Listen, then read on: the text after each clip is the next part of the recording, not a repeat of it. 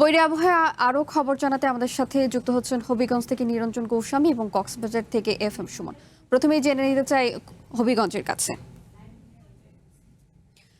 নিরঞ্জন, নিচু এলাকার কি অবস্থা দেখছেন? আর বাঁধ ভাঙার পরে প্লাবিত হয়ে পানিতে আসলে মানুষের দুর্ভোগের কেমন চিত্র আপনার চোখে পড়েছে?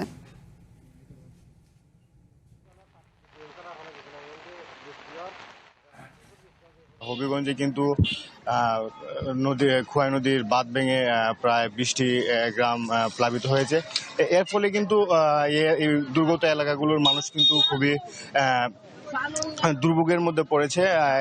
এই 20টি গ্রামের প্রায় 50,000 মানুষ কিন্তু পানিবন্দী হয়ে পড়েছে এবং তারা কিন্তু আশ্রয় খুঁজছেন। তারা আমরা যেটি দেখতে পেরেছি, তারা কিন্তু ইউনিয়ন পরিষদ কার্যালয়, নদীর বাঁধ কিংবা উঁচু যে জায়গাগুলো রয়েছে সেগুলোতে তারা আশ্রয় নিচ্ছে। আমরা আসলে যেটা বলতে পারি যে হবিগঞ্জে কিন্তু বন্যা পরিস্থিতির অবনতি হচ্ছে। আমরা এখন যে জায়গাটিতে আছি, হবিগঞ্জ মিরপুর আঞ্চলিক সড়কটি কিন্তু পানিতে তলিয়ে গেছে।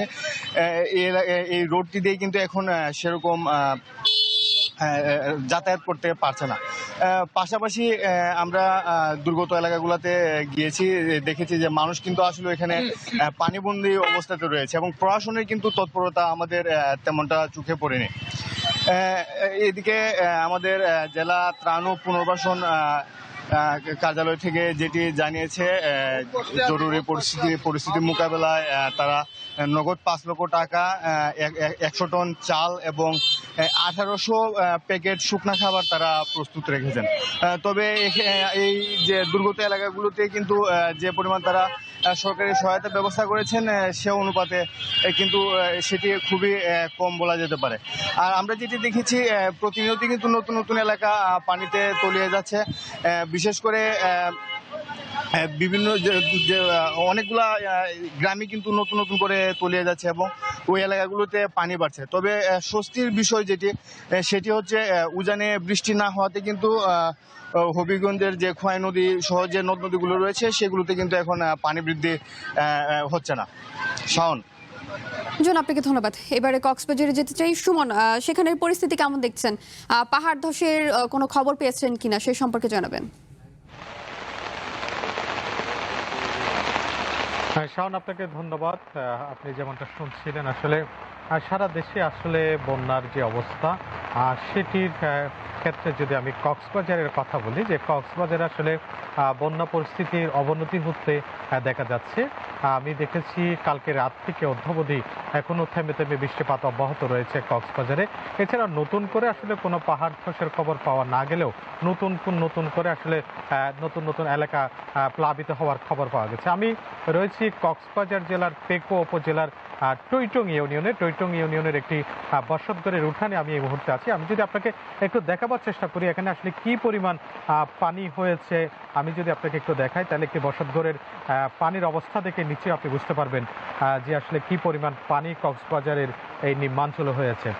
টানা বর্ষণ এবং ঢলের পানিতে আসলে নিমজ্জিত হচ্ছে কক্সবাজারের নতুন অঞ্চল, বিশেষ করে চকরিয়া, পেকুয়া, মাতামুহুরী থেকে শুরু করে টেকনাফের নিম্নাঞ্চলও আসলে প্লাবিত হয়েছে। আশ্রয় কেন্দ্রে ছুটছে মানুষ এখনো।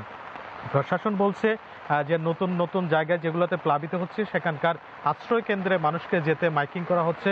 প্রশাসন সতর্ক করছে এবং দ্রুত যেন নিরাপদে আশ্রয় নেয়, কারণ এখানে কক্সবাজারে আপনি জানেন যে পাহাড় ধসের সংখ্যা কিন্তু বরাবরই রয়েছে। ইতিমধ্যে আমরা কয়েকদিনের বর্ষণ এবং পাহাড় ধসে দেখেছি বেশ কয়েকজনের আসলে প্রাণহানি হয়েছে।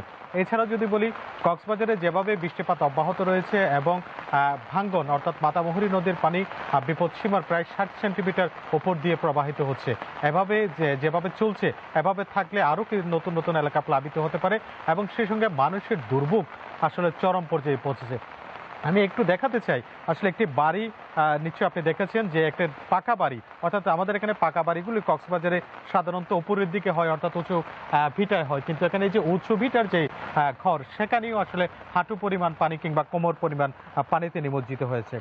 সবকিছু মিলিয়ে আসলে কক্সবাজারের যে বন্যা পরিস্থিতি, এটি আসলে চরম আকার ধারণ করেছে। মানুষের আসলে দুর্ভোগের শেষ নেই, যদিও বা প্রশাসন বলছে প্রয়োজনীয় ত্রাণ সামগ্রী নিয়ে তারা দুর্গত মানুষের পাশে আছে, এটি দাবি করছে প্রশাসন। তবে স্থানীয়দের সঙ্গে কথা বলেছি, স্থানীয়রা বলছে তাদের রান্না বান্নায় যে সমস্যা কিংবা ব্যাগ পোহাতে হচ্ছে, ফলে শুকনো খাবারের যে সংকট কিংবা রান্না করা খাবার এবং সুপেয় পানির সংকট কিন্তু তাদের রয়েছে, এরকম দাবি করছে এখানকার স্থানীয়রা। এই ছিল কক্সবাজারে বন্যা পরিস্থিতির সর্বশেষ। শাওন। সুমন, আপনাকে ধন্যবাদ। বৈরী আবহাওয়ার খবর জানাচ্ছিল হবিগঞ্জ এবং কক্সবাজার থেকে।